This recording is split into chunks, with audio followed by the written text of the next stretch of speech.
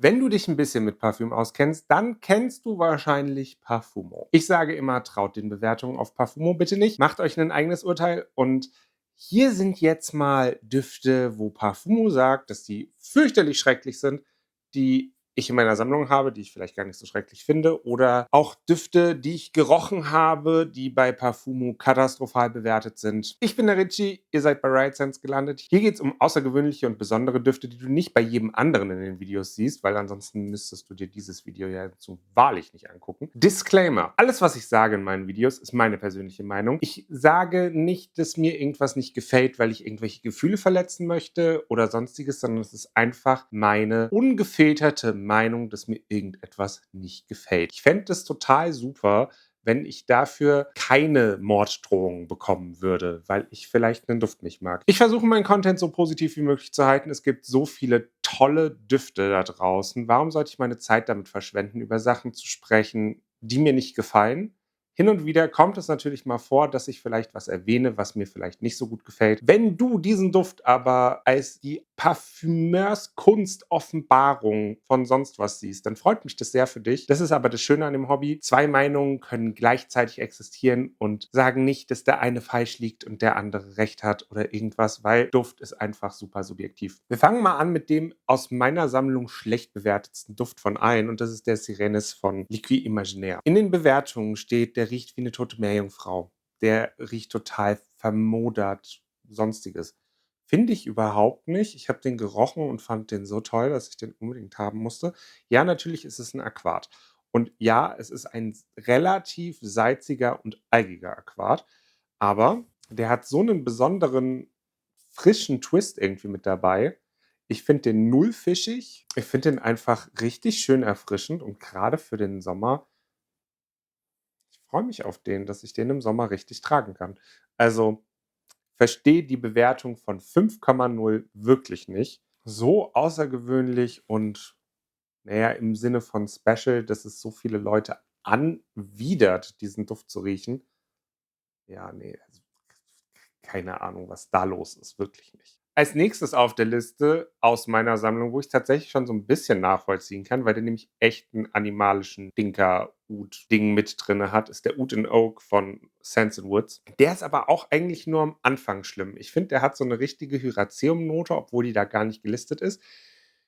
Der ist jetzt aber auch irgendwie dunkler und komplexer geworden, seitdem er bei mir in der Sammlung ist. Ich finde ihn gar nicht mehr so schlimm, aber es ist halt wirklich weit, weit ab. Es ist halt wirklich weit weg von einem easy Daily Wear. Aber wir sind ja in der Nische und, wenn man holzig animalische, leicht würzige Oud-Düfte mag, finde ich den mit 5,4 Punkten ganz schön heftig bewertet. Aber das ist wieder dieses typische: „Oh nein, ein Oud-Duft, der animalisch riecht.“ Katastrophe. Also, ich verstehe dieses ganze Ding, warum sich Leute da so künstlich drüber aufregen. Ich werde es einfach niemals verstehen. Unwahrscheinlich schlecht bewertet ist auch der Hank, der Mechanic, und das ist meiner Meinung nach der Beste aus der Reihe. Also, beim Boxer hätte ich das ja fast noch mehr verstanden, weil ich finde, der riecht schon tatsächlich so ein bisschen nach Schweiß. Aber cool, deswegen habe ich auch den. Aber der Mechanic, ja, er riecht halt nach Öl und Benzin und so 'n bisschen nach schwitzigem Mann am Anfang, weil er wird dann später raus zu 'nem relativ normalen, verträglichen Herrenduft, würde ich das jetzt einfach mal so nennen. Natürlich kann jeder Mensch, also niemandem fällt irgendwas ab, wenn er ein gewisses Parfüm trägt, ne, aber das, haben wir, glaube ich, mittlerweile implementiert. Ich finde den total toll. Ich finde den total spannend. Ich verstehe absolut nicht, warum der mit 'ner 5,6 bewertet ist. Ich mag den richtig gerne. Vielleicht haben da auch wieder Leute komische Erwartungen dran gehabt. Die anderen Düfte von der Marke sind natürlich deutlich angepasster und nicht so experimentell. Der hier ist schon 'n bisschen experimentell, also, ich mag den sehr gerne. Von den Bewertungen auf Parfumo, die sagen eigentlich, dass er das, was er machen soll, zu gut macht und einfach nach 'nem Mechaniker riecht und deswegen ist der Duft dann schlecht. Vielleicht hat da auch jeder andere Bewertungsgrundlagen. Also, meine Bewertungsgrundlagen sind da, glaube ich, andere.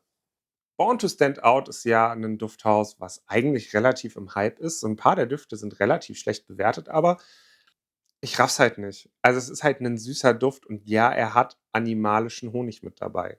Keine Frage. Aber ja, also, ich kann nicht nachvollziehen, warum dieser Duft 'ne 5 Bewertung hat. Es ist 'n animalischer Honig, er ist relativ süß, er hat aber auch noch 'ne Mandel mit drinne und Blüten, relativ komplex, hält ewig, ist halt immer diese ja, man ist es von der Marke halt so 'n bisschen gewohnt, diese Synthetikbomber, aber hey, manchmal ist auch das nicht so tragisch. Er macht genau das, was er soll. Ich finde ihn tatsächlich gar nicht so übertrieben animalisch, aber ja, da bin ich scheinbar 'n bisschen alleine mit der Meinung. Ich finde den cool. Schlecht bewertete Düfte ohne Kai Portman in die Kamera zu halten, ist ja schon fast 'nen Ding der Unmöglichkeit. Kai Portman wird natürlich übertrieben getrollt auf dieser Plattform mit den Vergleichen von dem SpongeBob-Parfüm und bla bla bla, wo ich mich auch frage, warum wird das nicht 'n bisschen besser moderiert tatsächlich? Also, das kann ich tatsächlich überhaupt gar nicht nachvollziehen, aber der Duft ist halt gar nicht schlecht. Ich habe den gestern getragen. Mein größter Kritikpunkt an dem Duft ist tatsächlich die Haltbarkeit und jetzt nicht, wie Kai Portman das gerne sagt, dass der Duft zu kurz hält, sondern mir hält er tatsächlich zu lange. Also, das ist mir 'n Ticken drüber. Da hätte ich mit ein bisschen mehr Zurückhaltung auch durchaus leben können. Auf dem Papierstreifen bekomme ich nach so 'ner halben Stunde Opa-Kräuter-Verdauungsschnaps. Das habe ich auf meiner Haut aber gar nicht. Nachdem die erste echt heftige Fruchtigkeit verflogen ist, mag ich den Duft ganz gerne. Die Süße bleibt aber und die Süße bleibt halt tatsächlich auch so gefühlte 3 Tage.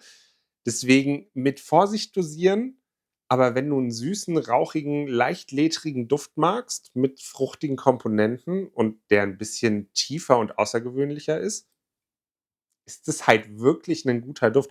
Und ja, ich persönlich finde jetzt zum Beispiel, dass das halt wenig mit Beach Club, wie ich normalerweise 'nen Beach Club interpretieren würde, zu tun habe. Aber eine Sache muss man Kai wirklich lassen. Da ist schon also, das ist schon 'nen ziemlich mutiges Release und ich mag's, wenn sich Brands was trauen. Und von daher mal gucken, wie oft ich ihn tatsächlich trage. Ist für mich eher was für 'n Herbst, Winter wegen der Süße, aber cooles Release. Jetzt zu 'nem Duft, wo ich schon fast persönlich beleidigt bin, dass dieser Duft 'ne 6 Bewertung hat. Und das ist der Feu von Miss Keo. Mir wurde gesagt, es wird Feu ausgesprochen. Der ist so special, der ist so geil, der ist einfach so perfekt für den Frühling, weil der riecht einfach wie 'ne verwunschene, dichte grüne Hecke. Und ich finde es so geil. Also, der ist so spritzig frisch mit diesem Tomatenblatt. Das ist einfach unkrautig. Es ist so die pure Naturgewalt. Ja, grüne Noten sind nicht immer jedermanns Sache und viele Leute finden das auch störend und wahrscheinlich hat er auch deswegen diese schlechte Bewertung.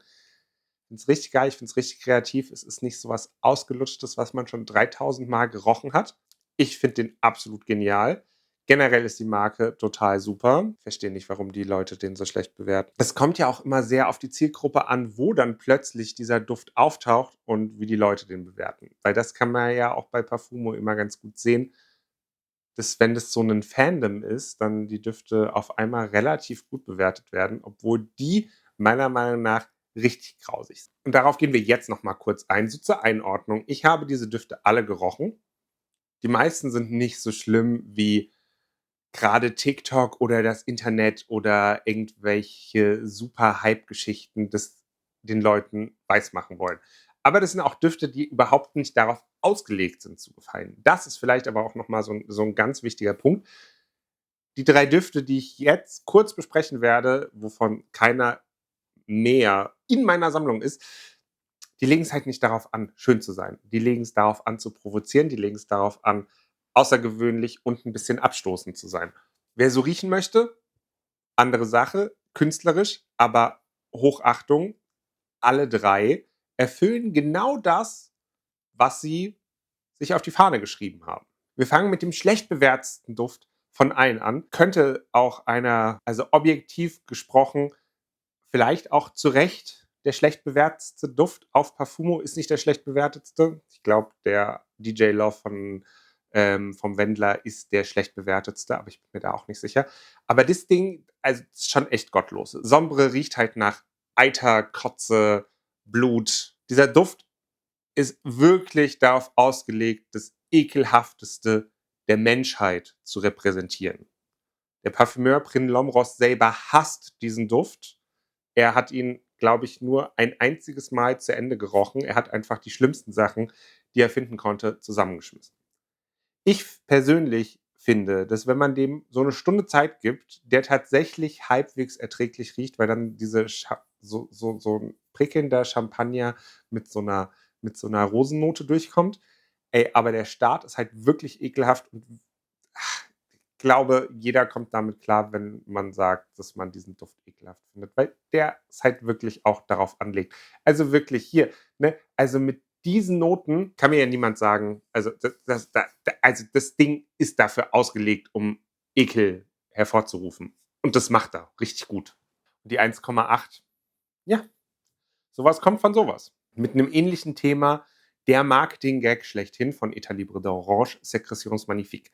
Viele Leute sagen, dass dieser Duft auch einfach nur aus Shock Value gemacht wurde und das glaube ich auch. Also tatsächlich, das ist halt 'nen Duft. Du redest über die Marke, jeder redet darüber, jeder hat da, also wer so 'n bisschen im Parfüm-Game ist, hat von diesem Duft gehört, hat versucht, schon mal dran zu riechen, um herauszufinden, ist der wirklich so schlimm, wie alle sagen? So, das ist dieses Mysterium rund um Sécrétions Magnifiques. Und ich meine, es funktioniert. Ich finde, er riecht nicht so dolle nach Körperflüssigkeiten. Ich finde, die Körperflüssigkeit, nach der er am meisten riecht, ist so 'n Kater-Sabber auf'm Kopfkissen. So. So richtig schön Mundgeruch, Sabber auf'm Kopfkissen. Ich finde, so riecht dieser Duft. Schön ist anders, aber so unerträglich, dass so viele Leute in irgendwelchen Live-Reactions fast das Kotzen anfangen. Ja, ich weiß nicht. Bin ich dazu abgehärtet? Könnte ich in der Pflege arbeiten? Ich glaube nicht. Also, ich glaube auch jeder Mensch, der in der Pflege arbeitet, der denkt sich nur so: „Ich wünschte, überall bei uns würde es so riechen.“ Also, von daher, ja, ich verstehe jetzt da nicht so krass, warum alle Leute den so hart eklig finden. Schön ist er nicht. Da ist aber wirklich sehr viel gekünsteltes Shock Value dabei. Das Schlimmste an dem Duft tatsächlich für mich ist die Milchnote, aber ich finde Milch in so ziemlich jedem Duft ekelhaft. Daher weiß ich nicht, wie sehr das zählt. Und TikTok-Liebling muss ja hier natürlich auch irgendwie erwähnt werden, der Inexcusable Evil von Toskovat, der erschreckenderweise 'ne 6,2 auf Parfumo hat. Also, der ist nicht viel schlechter bewertet als der Feu von Miskeo. Und der Inexcusable Evil, der soll verstören, der soll ekelhaft, der soll schlimme Assoziationen im Kopf hervorrufen. Da geht's um Krieg, da geht's um Tod, da geht's um Leid. Ich persönlich finde, der riecht wie so 'ne eitrige, blutige Wunde, so richtig entzündet und ekelhaft und der wird immer schlimmer über die Zeit. Dieser Duft, allein wegen dem Hype und weil so viele Edgelords den irgendwie tragen und ach so cool finden, dass der besser bewertet ist als viele andere der Düfte, die ich hier sonst in dem Video gezeigt habe. Ey, äh, ja. Also, ich finde den objektiv gesprochen künstlerisch wertvoll. Er macht das, was er soll, aber um Gottes Willen, ich will nicht so riechen. Und ich weiß, es gibt Leute, die diese Assoziationen nicht haben und auf deren Haut der angeblich auch ganz okay und blumig und okay riecht. Wie ist es so, in der Genlotterie gewonnen zu haben? Ne, aber mal ganz im Ernst, für mich, ne. Was ist der schlimmste Duft, den du je gerochen hast? Und vor allen Dingen, was ist der schlecht bewertetste Duft in deiner Sammlung? Schreib's mir gerne runter in die Kommentare. Wenn du Lust auf mehr solchen Content hast, lass mir gerne ein Abo da, damit wir hier gemeinsam ein bisschen wachsen und ein bisschen die spannenderen Düfte entdecken können. Ich würde mich total freuen, wenn dir das Video gefallen hat, wenn du es mit einem Daumen nach oben für den Algorithmus bewertest.